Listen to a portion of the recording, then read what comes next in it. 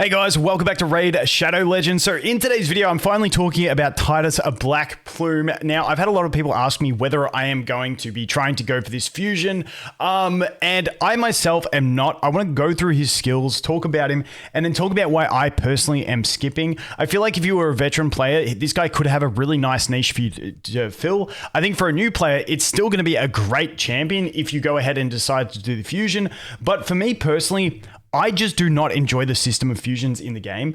I don't like it that I have to treat it like a job for that period to get it done. Now, you guys know me, like I've done the 30-day arbiter, the 27-day arbiter.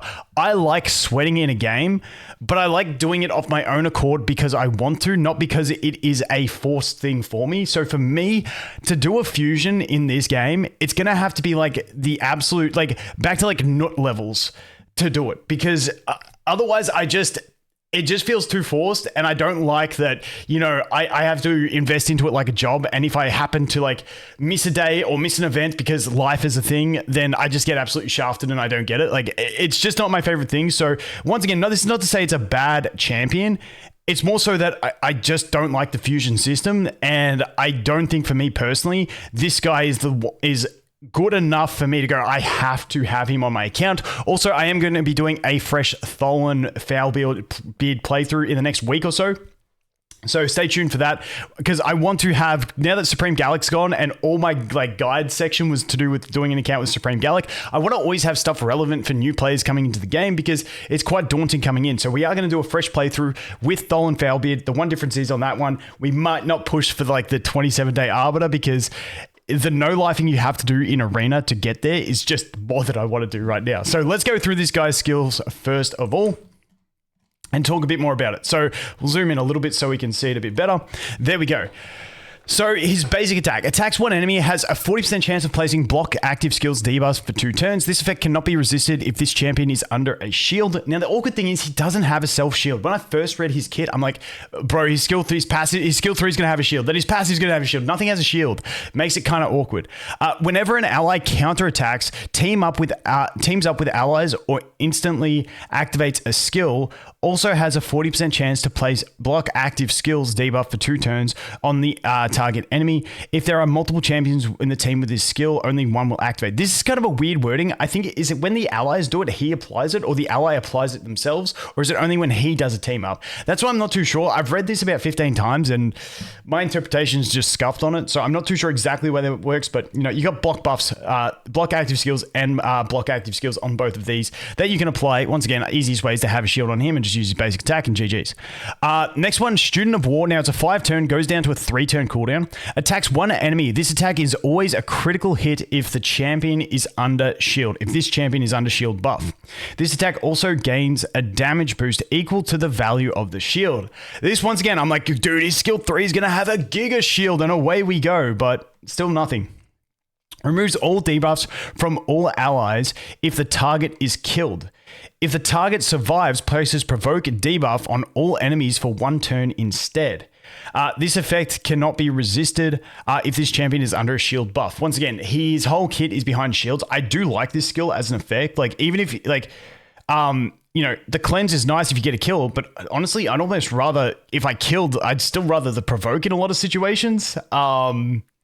It depends on where you're fighting. Obviously, some situations a cleanse is way better, but yeah, pretty good. I think it's probably going to have a decent multiplier.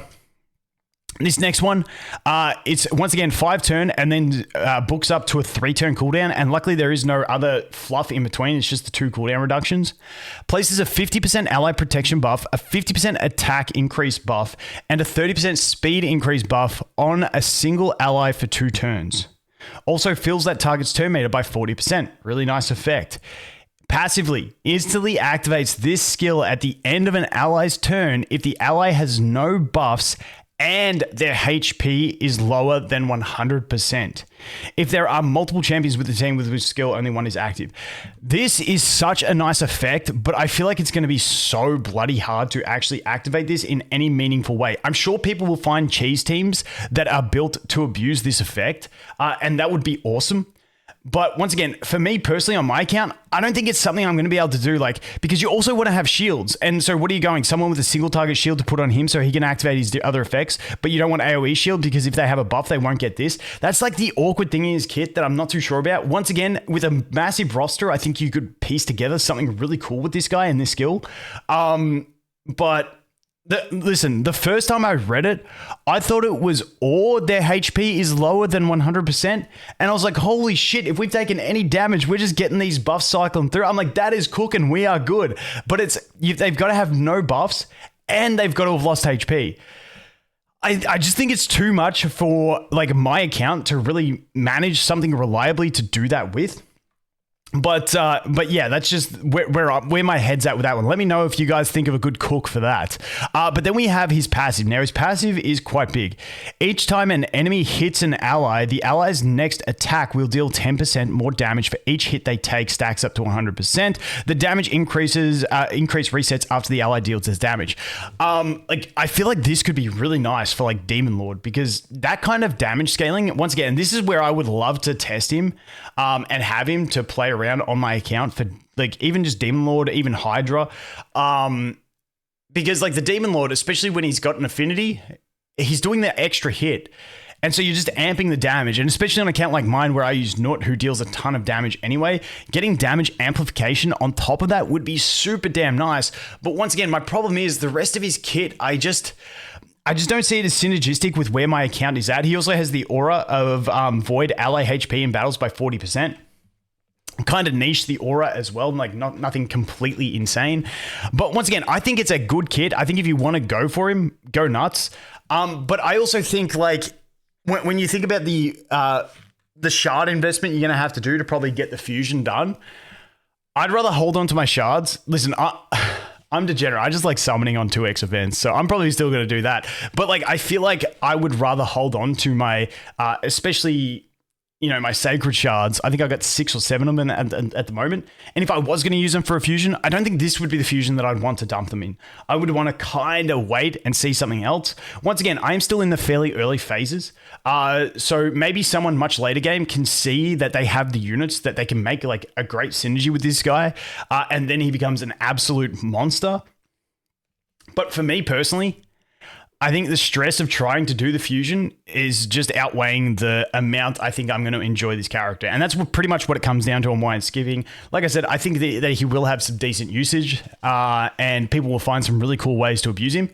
But for me, if I'm gonna live the game like a job for a week, even though this technically is my job, if I'm going to have to invest that much time, dude, I want nut levels of just demolishing.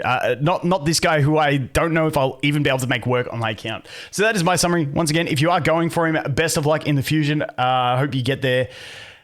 Keep sweating it. But for me personally, we're going to hold out. We're going to run this fresh Tholon account, and hopefully we can get some fun things with Tholon Failbeard, because I think he's a really fun character for new players. And I've been wanting to do a playthrough for a while, and I'm finally getting the time. But anyway, guys, that is going to be it for this one. As always, thanks for watching. Hope you have an awesome day, and I look forward to seeing the next one. Cheers.